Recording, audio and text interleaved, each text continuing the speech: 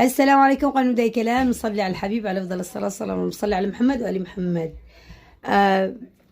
سبحان الله، ما عنديش كتير والله، يعني باقي كان قليل. قسمنا أني كلاهنة، قسمنا أني وياته بقطة وقطة، نص بنص أني وقارتي.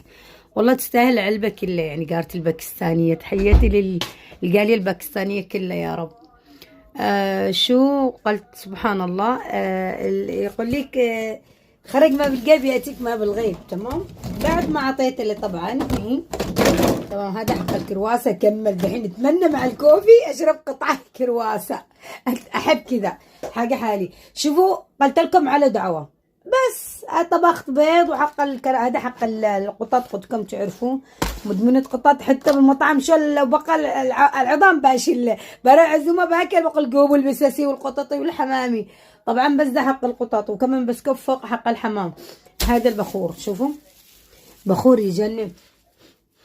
الله الله، خرجت قليل من نص العلبة دي اللي باقي، قالي بداله بخور يمني عدني.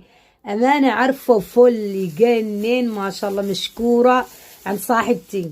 هنزل لكم إن شاء الله الفيديوهات. رحنا قضينا عنده، وأكلنا عند الكبسة، وكنا عند الخمير، وكنا عنده ما شاء الله، وهيصنا وتبارك الرحمن، وبيتنا وتعشينا وتقرعنا وبعدين خرجنا وانقلعنا وشلينا معنا بخورنا كمان.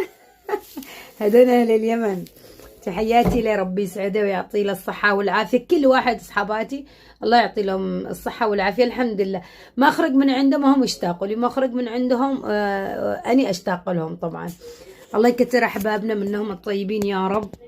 وهذه قهوتي، وفاصل ونواصل معاكم. بكيف وبصفي المكان ده. شوفوا كيف. بعدين بحاول من السامان الى هنا. ديك حق الزعقه قاعده تزعقوا لي مع الاجازه البنات. وده قدام مليان لازم افضيه حق الاكل الميكس. وبصفي البيت وبقشطه. واني ما احتاجش اسوي لكم روتين ما روتين، لاني مش حق روتينات. اني مره تعبانه ادور من صفي لي. لو وحده تعرف وحده بتجي عندي تجلس تاكل وتشرب وتصفي لي افضي لها غرفه واعطي لها كمان مصروف معاه. يا حبيبي تعبانه ما فيليش. قولوا لي يا ام يوسف جيب اختك يا ريت. والله العظيم يومكم سعيد يا رب.